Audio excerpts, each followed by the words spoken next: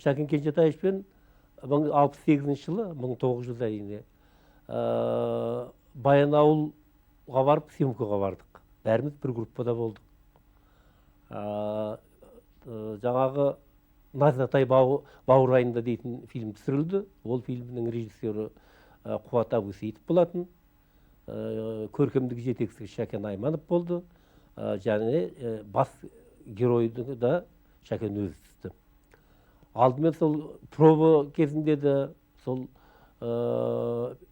жаңағы басты шалға адам іздегенде де бірнеше кісілерді Шәкеннің өзі проба жасап көрді. Тіпті Елубай Өмірзақовты соған түсесің деп. Бірақ сол жеме-жемге келген уақытта рөлге кірісетін кезінде жаңағы проба жасаған адамдардың барлығы қалдыдағы өзі түсті. Өйткені жаңағы Бейсекеңнің, Бейсебай дейтін шалдың сол кездегі ішкі дүниесіне ептеп өзіне ұқсастырған болу керек, жақындастырған болу керек. Сол рөлді өзі жасаған жөн көрген болу керек, өзі түсті. Бірақ ең соңында жаңағы домбыра тартып отырған уақытындағы ең соңғы финальный сценадағы жаңағы домбыраның шегі үзіліп кететін де бір жер бар. Сол кезде де жаңағы крупный планмен түсірген Шәкен ағаның бір жаңағы шалдың өмірден кету емес, бүкіл бір творчестволық өмірдің ана дүниеге ауғандай бір. Бірақ шындығында да сол фильмнен кейін Шәкен ағамыз арада 1,5 жылдай уақыт өткеннен кейін атаманның ақырын бітіргеннен кейін өзі де көз жұмды. Ол жаңағы сахнада, экранның алдындағы өнер емес, мынау қатар жүргенде де өте өнерлі кісі болатын. Отырған жерін үйіріп алып кететін. Шәкен Кенжетаевпен отырған уақытта кім отырса да көңілді отыратын. Көңілінің қалауын тауып отыратын. Онымен қоймай, әйтеуір аптасына бір-екі рет көңілді отыратын отырыстарды айтпағанмен ыңғай беретін беді білмеймін. Қалай болғанда да әйтеуір Шәкен Кенжетаев жүрген группада аптасына бір-екі рет жиын болып кешке көңіл көтеру уақыттар көп болатын. Сондай бір отырыстың бірінде енді бізде баламыз ғой, кәдімгі желпініп тұрған кезіміз болу, бала дегенде 30-ға келген әрине. Сол жаңағы Суат Абусейітов бар, Раушан Әуезбаева бар, Мышбаевалар болатын, бәрі ән салады.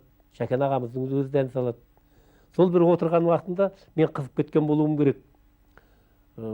Шәкен аға, мен ән салайыншы деп сөйледім. Бұлай бұрылыңқырап, бір қараттағы, айт деп. Сосын, ал енді сен өзің домбырамен айтасың ба? Жоқ, бұлай өзім айта берем. Онда ал баста, деді үндемей отырып қалды. Сол енді мен әйтеуір балалықпен бір әнді бастап кеткен болуым керек. Сосын үндеген жоқ. Бірақ мен жарытпадым. Жарытпаған сөзім менің енді жаңағы бір тананыстан кейде екінші тананысқа аттап кететін мезгілім болатын. Оны өзім сезетінмін, бірақ жаңағы отырған жерде арқам қызып кететін болу керек. Сосын айтып болдық, бітті, дұрыс деді, арға үндеген жоқ. Сосын тағы да бір 2-3 отырыс өтіп, тағы бір жиын күні өзімді өзім ұстай алмай қалған болуым керек. Шәкен аға дедім, өлең айтқың кеп тұр ғой сенің, деп сөйледі. Иә дедім. Сен де қоймайды екенсің. Ол айт деп, бұл жолы өте салқындау. Оны көңілге келдірмейтіндей қылған, бірақ дауыстың тембрында, дауыстың ыңғайында онша ыңғай бермегендігі байқалды. Бірақ оны түсінгенмен қоясың ба, арада тағы 3-4 жаңағы бір уақыт өткенде, жаңағында бір 2-3 жиынның арасында 3-ші рет ергердегі 3-ке дейін деген болуым керек.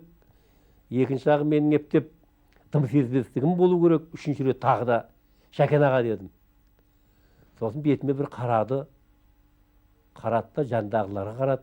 Жұрттың бәрі тым-тырс Шәкен ағамыздың ыңғайына қарап. Одан кейін енді айт деп айтады дегенді күтіп тұрмын енді. Баяғы қарқынмен арсалаңдап шауып кетпекшімін ғой.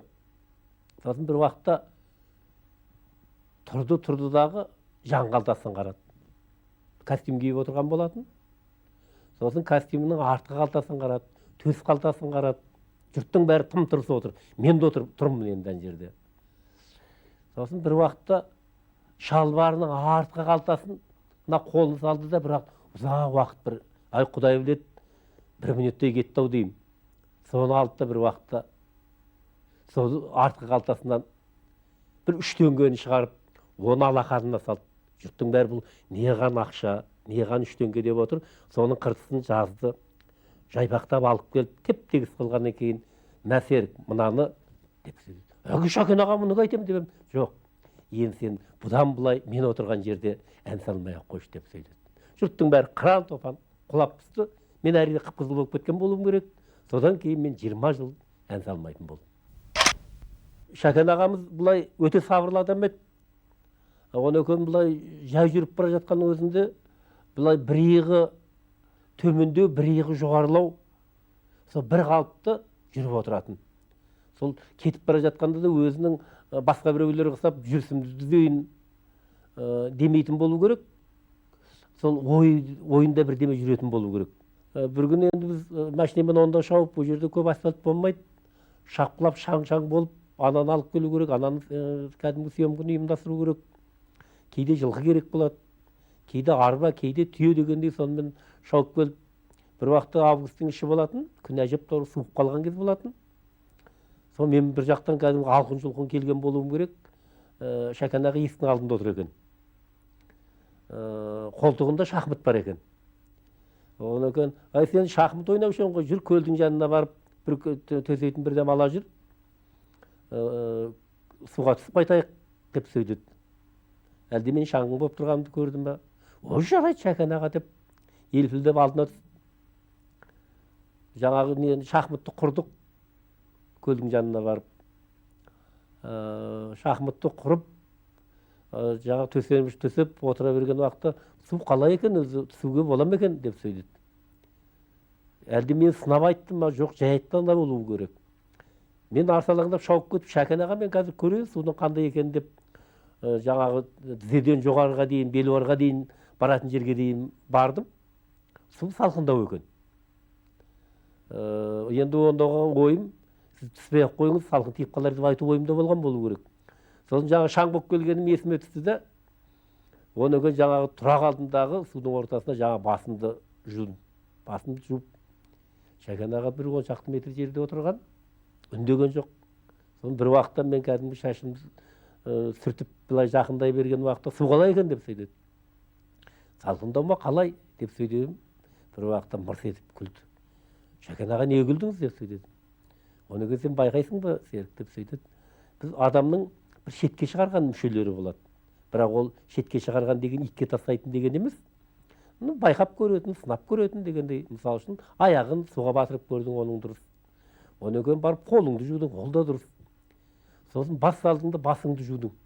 Соған қарап мен ойладым, сенің о шетке шыққан мүшеңнің біреуі осы сенің басың ба деп. Ол кісі өйтті қиқ-қиқ етіп күлді да, жаңағы ал енді отыр шахматыңды ойна деді. Мен іштей қысылыңқырағанменен, бірақ жаңағы Шәкен ағамыздың кәдімгі дәл кезіндегі тауып айтқан жаңағы юмор дейміз ғой, мысқылына іштей риза болады екенсің.